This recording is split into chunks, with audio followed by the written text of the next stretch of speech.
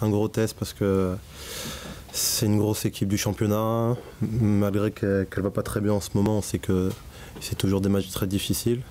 Et j'aimerais bien qu'on fasse un bon match pour voir comment on arrive à se débrouiller contre des grosses équipes. Il va falloir s'appliquer techniquement, contrairement à Rennes et la première mi-temps.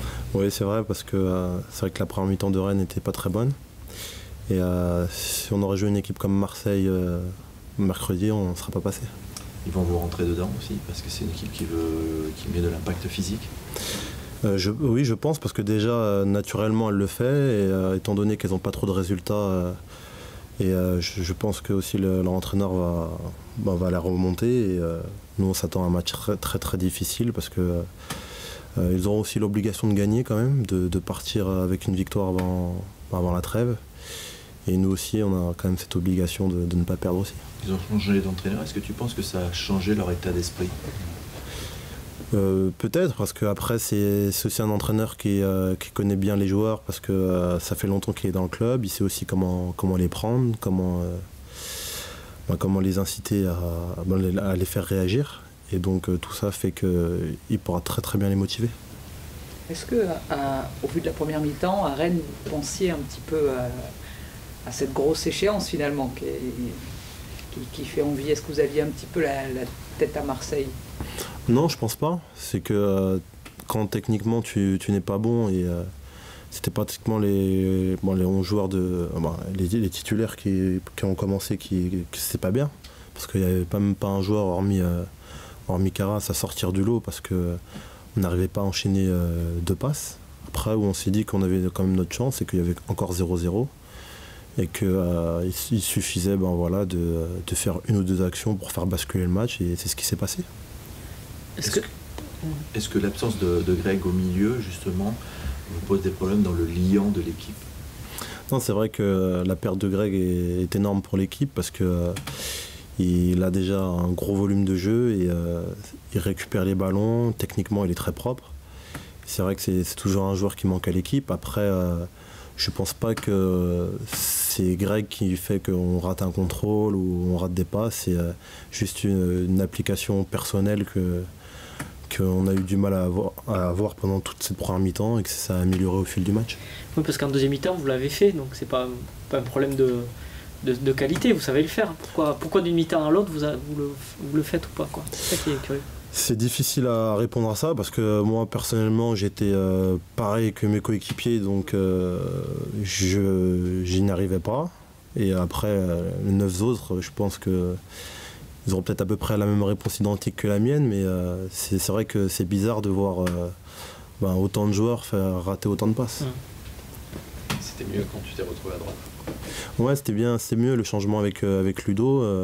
Ça a été payant pour nous deux, parce qu'on était plus en vue que la première mi-temps. C'est un choix de Francis Gillot de vous changer, ou vous l'avez fait de vous-même? Non, on l'a fait naturellement. Dès qu'on a vu que l'un et l'autre, c'était mieux, on ne s'est même pas parlé, donc on est resté à cette position naturellement. Et là, il n'y a pas d'interdiction, le coach vous autorise à se faire ces changements. Des fois c'est temporaire, mais là ça a été sur la durée. Je pense qu'au vu de la première mi-temps, il n'allait pas dire grand-chose, donc ça a été un mal pour un bien, je ne sais pas comment on dit ça. Mais c'était ça. L'objectif, c'est la 4e place avant la trêve. Ouais, il faut la garder.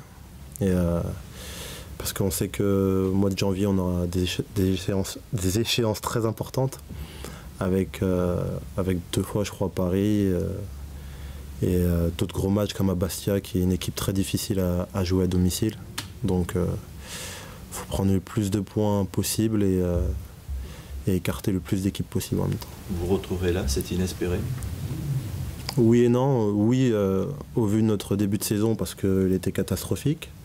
Non, parce qu'on sait qu'on peut pratiquement battre n'importe qui. Et à un moment qu'on nous critiquait parce qu'on n'avait pas un bon classement, on avait regardé le classement, on s'est dit en fait qu'on n'était pas très loin des autres équipes, et que 2 victoires de suite, en fait, on allait être dans la première partie de tableau. Et une fois que ça s'est fait, on avait aussi des équipes entre la 5e et 6e place, ne pas grappiller des points. Et donc on était à leur portée, et en enchaînant les victoires, on s'est trouvé devant ces équipes-là. Vous aimez bien chasser, aller chercher les places, mais là, c'est les autres qui vont essayer de vous rattraper. Est-ce que ça change? Non, ça change pas parce qu'on a une équipe qui est habituée à chasser. Et on se retrouve rarement dans cette position, donc on ne sait pas aussi ce que ça donne aussi. Ça met un peu plus de pression en disant il faut qu'on conserve notre 4e place, il faut que... Moins parce qu'on sait quand même que le championnat c'est un marathon et que tout ne va pas jouer ce week-end. Mais c'est des matchs importants dans le sens où, comme je l'ai dit avant, c'est plus on gagne des points, plus on augmente l'écart avec d'autres équipes. Et plus on a le temps de se fixer des objectifs précis et de faire un mini-championnat avec certaines équipes. Est-ce que vous avez l'impression avec ce retour à la 4e place de dire que Bordeaux existe et que vous nous avez critiqué mais on est là? De faire taire un petit peu tout le monde. Ça fait un moment que ça dure parce que on dit tout le temps qu'on joue pas à la Coupe d'Europe, qu'on fait pas ceci, qu'on fait pas cela, mais en attendant, la première année avec le coach, on est quand même arrivé 5e. Au final, on fait une Coupe d'Europe. L'année dernière, on gagne la Coupe de France. On arrive quand même 7e en jouant sur tous les tableaux et on a perdu Gouffran et Jussier.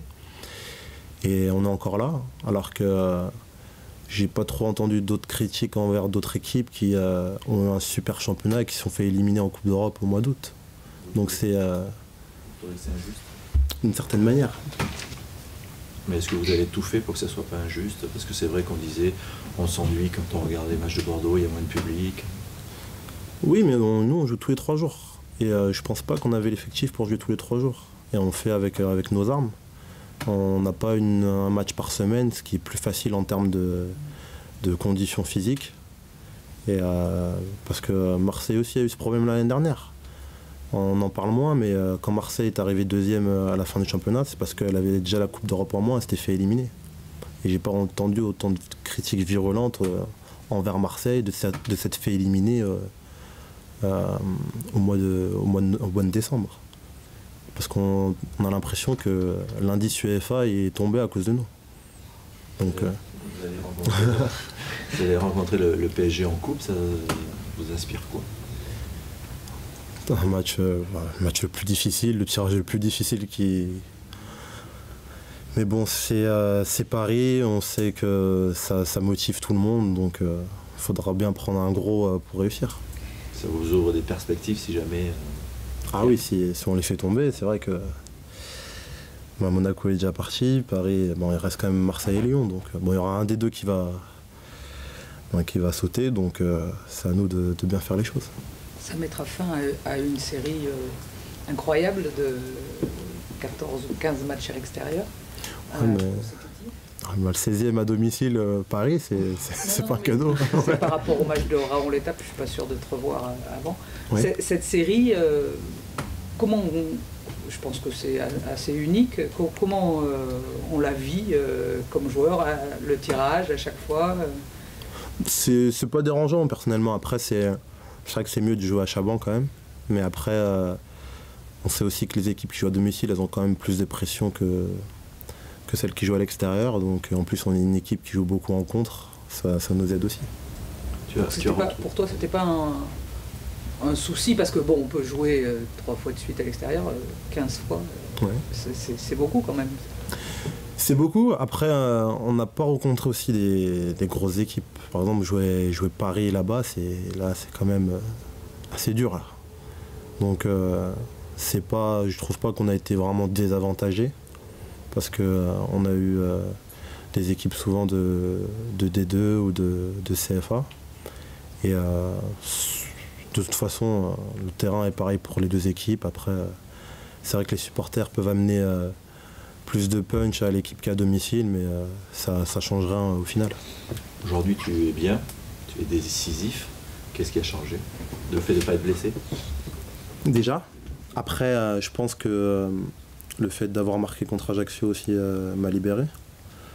Parce que je me suis trouvé plutôt bon contre Francfort, mais au final, on n'a pas gagné.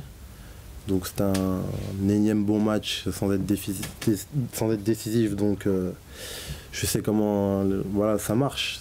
Donc tu gagnes pas. Ce que tu fais, c'est dans le vide en gros. Et si tu n'es pas décisif, c'est encore pire. Et là, depuis qu'on gagne, ça va mieux. En plus, On a eu des matchs où, par exemple, même si j'ai pas été décisif, en jouant à 10, on a vu qu'on avait d'autres valeurs qu'on pouvait apporter à l'équipe de différentes manières. C'est la confiance finalement en toi aussi? Ouais, bien sûr.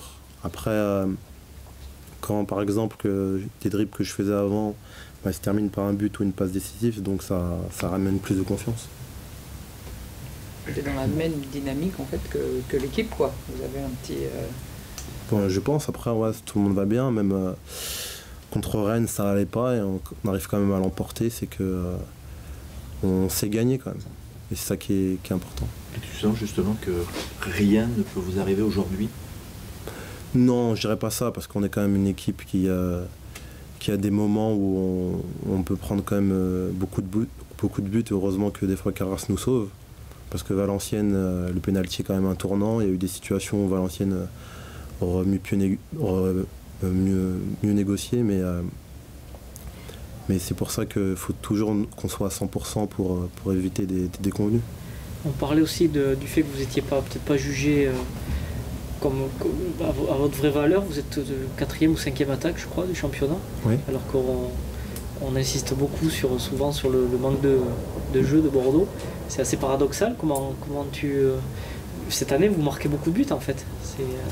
Ouais, après nous, ça, si vous voulez, on a l'habitude qu'on nous tape dessus depuis un moment, donc on ne dit rien et on regarde de façon au classement final combien on sera classé, parce que ça fait 2 ans que je suis là, on a eu des classements assez positifs.